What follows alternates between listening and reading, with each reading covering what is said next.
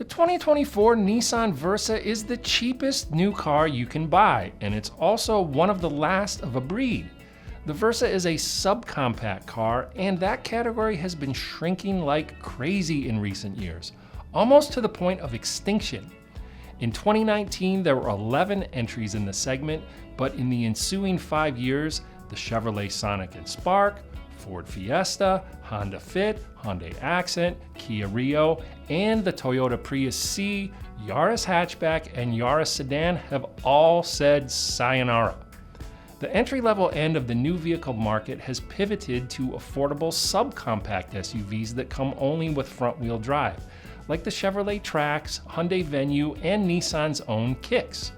However, if you're looking for true bottom-dollar pricing in a subcompact car, the Versa and the Mitsubishi Mirage Hatchback and Mirage G4 Sedan are all that's left. The Versa starts at just $17,530 with destination, narrowly undercutting the Mirage Hatchback starting price. Now, comparably equipped, the Versa is a little more expensive than the Mirage, but it's also a much better car all around.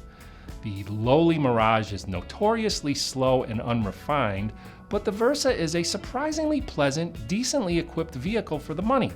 The top-line SR model we tested cost $22,608 with a couple of options added. Now, that is about where a base trim compact car or subcompact SUV starts, and those models aren't as well equipped. Under the hood is a 122 horsepower 1.6 liter four-cylinder. This engine easily outclasses the Mirage's 78 horsepower 1.2 liter three-cylinder, but that's not saying much. The Versa is decently peppy and responsive in city driving, but it quickly runs out of steam on the highway. Summoning adequate passing power usually means flooring the gas pedal, which often creates as much racket from the engine as it does acceleration. The base model Versa comes standard with a manual transmission, but most have a continuously variable automatic. This transmission does the engine noise and the throttle response no favors. It has a rubber band feel with a noticeable buildup in engine revs before the acceleration comes on in earnest. Still, the Versa's ride quality and overall quietness, outside of the noisy engine, is better than expected for a subcompact car. It's also relatively nimble and easy to park simply by virtue of its tidy footprint, but it's not a particularly polished handler. Sharp bumps and potholes can cause some jittery reverberations, and the steering doesn't feel as crisp and responsive as, say, any Honda or Mazda small car.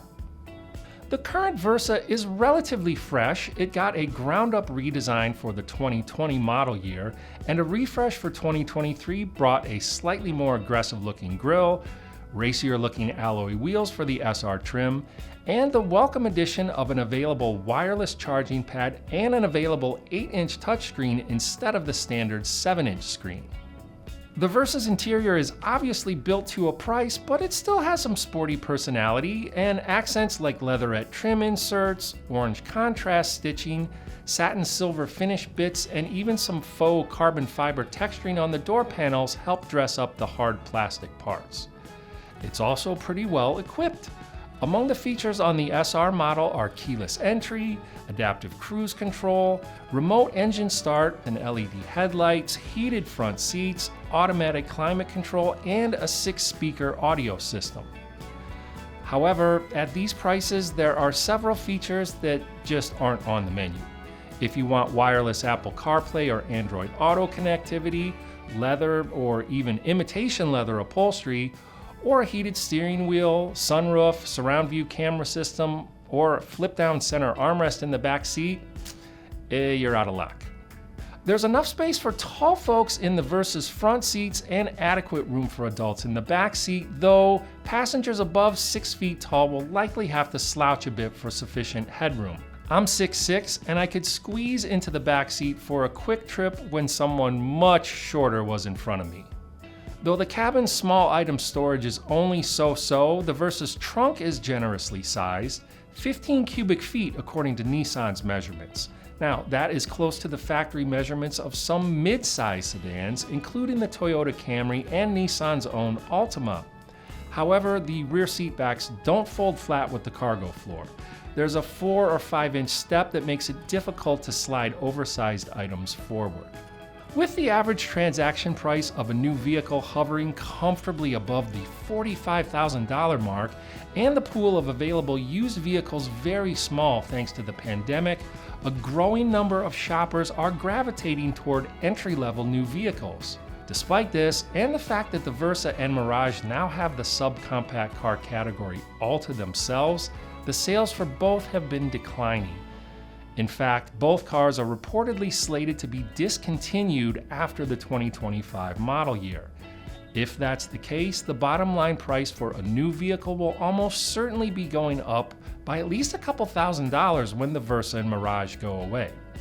So, if you are a serious penny pincher, you might want to grab a Versa now. For more expert reviews, be sure to like, subscribe, and turn on notifications.